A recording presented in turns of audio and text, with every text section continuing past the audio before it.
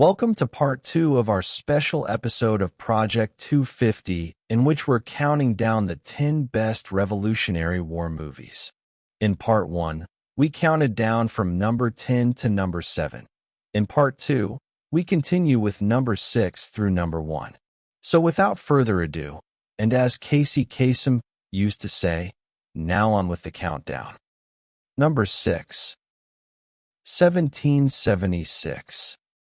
Directed by Peter H. Hunt and produced by John L. Warner, 1776 was written by Peter Stone and Sherman Edwards and based on the Tony Award-winning Broadway musical of the same name. Released in 1972, 1776 presents a fictionalized account of the events surrounding the signing of the Declaration of Independence. This is another tricky one. In terms of historical accuracy, aside from the fact that it's set in Philadelphia during the early summer of 1776, there is none. It is not historically accurate, but then again it's not meant to be. It's a Hollywood musical based on a Broadway musical. So how accurate could it be? It's pure fantasy. For goodness sake, it's got the Founding Fathers running around, doing interpretive dance and spontaneously bursting into song. For much of the time, the film is downright silly, which may be a selling point for some, but has led to criticism that the film is disrespectful to the founders, while others see it as humanizing them. Personally, I don't think the film is disrespectful to the founders, at least not intentionally. I do think that it is rather silly and includes an unexpected, and perhaps unnecessary, amount of bathroom humor. As for the movie's artistic merit, seeing how it's a musical, I'm probably the wrong guy to ask. What I can say is that it features a stellar cast, including William Daniels, the voice of Kit on Knight Rider, as John Adams, Howard Da Silva as Benjamin Franklin and the White Shadow himself, Ken Howard as Thomas Jefferson, all of whom were members of the original Broadway cast. Overall, the songs are quite good, with Sit Down John being perhaps the most well-known. In conclusion, as mentioned earlier, the overall quality is a bit silly, but it's not bad and fully deserves its position at number 6 on this list, no higher and no lower. Final grade, C+. Number 5. The Time of Their Lives. This one may come as a surprise, especially since not everyone has heard of this movie. Released in 1946, The Time of Their Lives was directed by Charles Barton, produced by Joseph Gershenson, and written by Val Burton, Walter De Leon, and Bradford Ropes. Distributed by Universal Pictures, the movie stars Bud Abbott and Lou Costello, and features Marjorie Reynolds, Gail Sondergaard, and Benny Barnes. For those viewers who may not be familiar with them, Abbott and Costello were a famous comedy team in the mid-20th century. The pair began in burlesque, and by the 1940s were the most highly paid entertainers in the world. Abbott and Costello are perhaps best remembered today for Who's on First, one of the most well-known comedy routines of all time. As for the movie itself, here is my brief, spoiler-free, plot summary. Set at the Kings Point estate, the story begins in revolutionary times, specifically 1780, and involves two patriots named Melody Allen, played by Reynolds, and Horatio Prim, played by Costello, who are shot dead by American soldiers after being falsely accused of treason. They are cursed to remain on the estate until crack of doom, unless they can prove their innocence. Fast forward to 1946, when the two ghosts, still bound to the estate, must deal with the arrival of new owners. The main plot involves the ghosts' efforts, assisted by the new owners, and Dr. Ralph Greenway, played by Abbott, to find evidence that will prove their innocence and thus break the curse. How good is it? It's an Abbott and Costello comedy. If you like Abbott and Costello, which most people do, including me, you'll probably like it. As for historical accuracy, don't be ridiculous. This is an Abbott and Costello movie. It's not meant to be historically accurate, it's meant to be funny, and so it is. That said, there are a couple of interesting aspects to the film worth mentioning. It's one of the few films from this era that explores, in any meaningful way, the cruelties of unfree labor, in this case, indentured servitude. In the film, the butler Cuthbert Greenway, an ancestor of Dr. Greenway and also played by Abbott, is extremely harsh toward Costello's Horatio Prim. And while Prim is not strictly speaking an indentured servant, he's a master tinker. Greenway's conduct is both verbally and physically abusive, leaving no doubt that the butler considers himself socially superior to the tinker. The film is also surprisingly dark, even macabre, especially for an Abbott and Costello movie, which, after all, were intended as lighthearted entertainment. Finally, the movie also features surprisingly good special effects that were remarkably realistic for the time. One striking scene featuring a ball gown walking down a flight of stairs, on its own, is especially effective and totally convincing. One of the best jokes comes at the very end of the movie and involves Washington's birthday. I won't divulge what the joke is. You'll have to watch the movie and find out for yourself. You won't regret it. Final grade, B-. Number 3. At number 3 on our list we have a tie, and another miniseries, 1984's George Washington and its 1986 sequel, George Washington II, The Forging of a Nation. Since these two series are literally part 1 and part 2 of the same story, I'm going to treat them as a single entry. Let's get the credits out of the way. Part 1 was directed by Buzz Kulik and produced by Kulik, Richard Fielder, and David Gerber. The screenplay was written by John Booth and Richard Fielder, based on George Washington, The Indispensable Man by James Thomas Flexner. Part 2 was directed by William A. Graham and produced by Richard Fielder, David Gerber, and Robert Hargrove. The screenplay was written by Richard Fielder and James Thomas Flexner. Both miniseries feature Barry Bostwick, Brad Majors in the Rocky Horror Picture Show as George Washington, and Patty Duke, star of The Patty Duke Show, as Martha Washington. As George Washington, Bostwick faces the same challenge as Jeff Daniels in The Crossing, meeting the high expectations that come with the role. Although playing somewhat against type, Bostwick makes for a passable George Washington, if an imperfect one. In contrast, Patty Duke, as Martha Washington, isn't given much to do aside from arguing with George about the raising of her son, Jacky Park Custis, whom Washington regarded as spoiled and incorrigible. The series also softens Martha's attitude toward slaves and blacks in general. The filmmakers go to great lengths to show Martha thanking the Mount Vernon slaves for their efforts in preparing for her arrival. Rosemary Murphy, who plays Washington's mother, Mary Ball Washington, is spot on. The real Mary Ball Washington, from what we know of her, was an extremely difficult woman, and that certainly comes across in Murphy's performance. Perhaps the most egregious error is improperly identifying Congress's 1775 meeting place as Independence Hall. In 1775, the building was still known as the Pennsylvania State House and would not be renamed Independence Hall until 1824. The series, and especially Part 1, has been criticized for presenting an idealized image of Washington, a point that has some merit, especially regarding Washington's attitudes toward race. In recent years, Washington, like many of the founders, has come in for a great deal of criticism, much of it driven by politics or presentism, for his attitudes on race and his treatment of slaves. Washington's defenders counter that his attitudes towards slavery evolved over time. The truth is more nuanced than either side will admit. We don't know, with certainty, whether Washington was an especially cruel or kind master.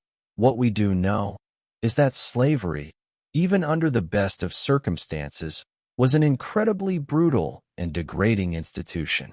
In the final analysis, George Washington was a slaveholder. I wish he hadn't been. But there it is. However, that in no way diminishes his role in the founding of this country. Final grade, B.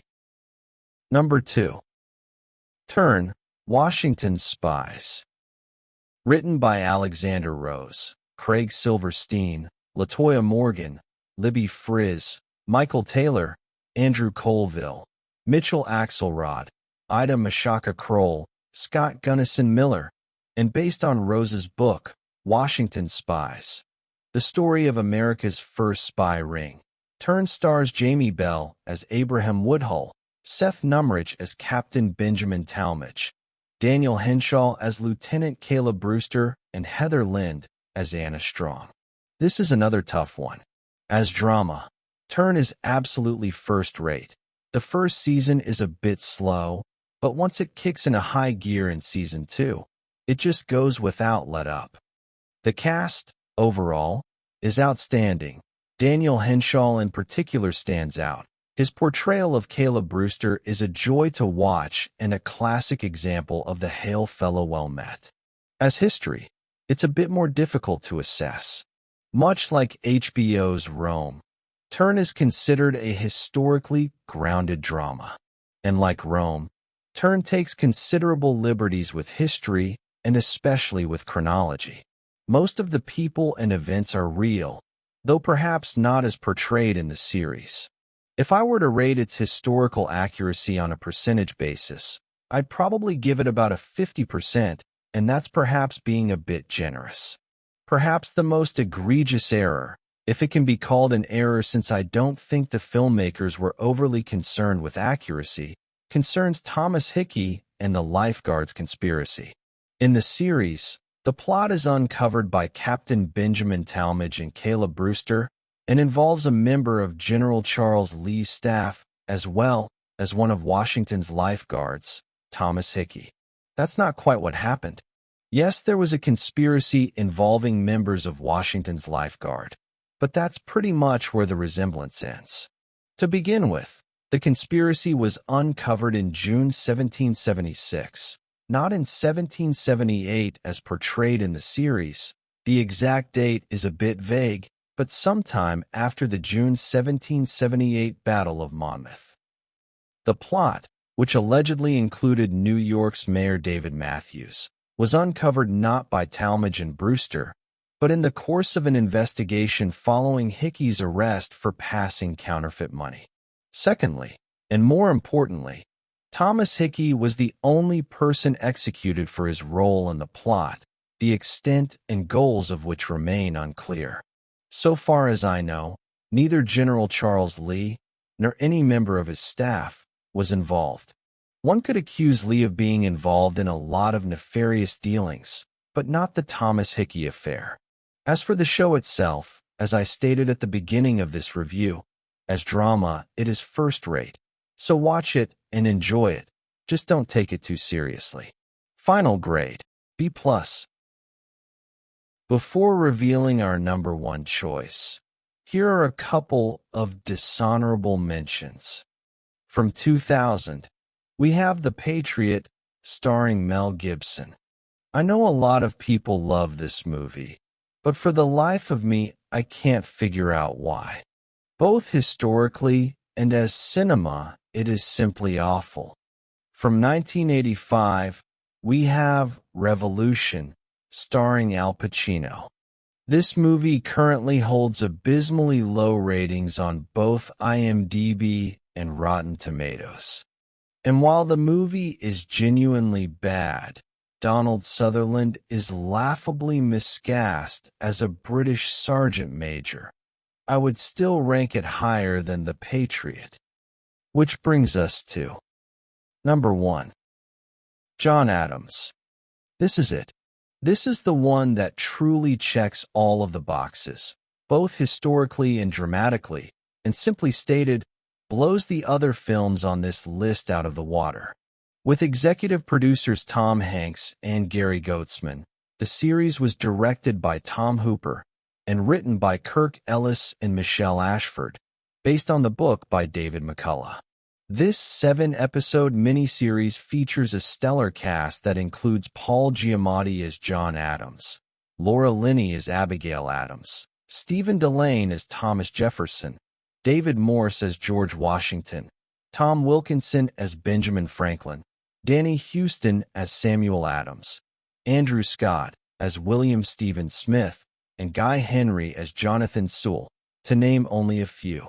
The series won numerous awards, including 4 Primetime Emmys for Outstanding Miniseries, Outstanding Lead Actor in a Miniseries or a Movie, Outstanding Lead Actress in a Miniseries or a Movie, Outstanding Supporting Actor in a Miniseries or a Movie. Leading the cast is Paul Giamatti in the title role. Giamatti is simply fantastic, and his performance ranks among the finest in the history of American television, which, I grant, is not a particularly high bar to clear. As a drama, the series is absolutely top shelf. Historically, it's a bit more complicated, but overall I give it an A-. The filmmakers make an honest effort at historical accuracy. That's not to say that it's perfect. The series does depart from the historical record and from McCullough's book in several instances, but given that it's a 7-episode miniseries, that's to be expected. While the errors are numerous, they are not flagrant or egregious. Most would fall within the category of nitpicking, and only an expert on colonial America would either notice or care about them. Just to cite a couple of examples. In Episode 1, entitled Join or Die, at the Boston Massacre trials, Captain Preston and the British soldiers are depicted as being tried together and declared not guilty on all charges. In reality, Preston and his men were tried separately. Preston was tried first and acquitted, while the soldiers were tried about a month later, with 6 being acquitted and 2 convicted of manslaughter and subjected to branding on their right thumbs. In Episode 2, Independence, the First Continental Congress is shown meeting at the Pennsylvania State House, now Independence Hall, when in fact the First Continental Congress met at nearby Carpenters Hall, a private venue. Despite these relatively minor errors, the series does strive for historical authenticity and for the most part succeeds. Overall, I would rate the series as a 9.3 out of 10. Outstanding. Final grade, A. This concludes our countdown of the 10 best Revolutionary War movies. Did you agree with this list? Let us know in the comments below. Before signing off, for those who may be wondering which movie I consider to be the most historically accurate, that has to be Das Boot from 1984. Not only is it true to the period, but it is also the most authentic portrayal of life on a warship that I have ever seen. Conversely, the film I consider least historically accurate is Pearl Harbor. It's even worse than The Patriot, and that's saying something. In the meantime, make sure to like, share, and subscribe. And if you think of it, hit the notification bell as well. Thanks for watching.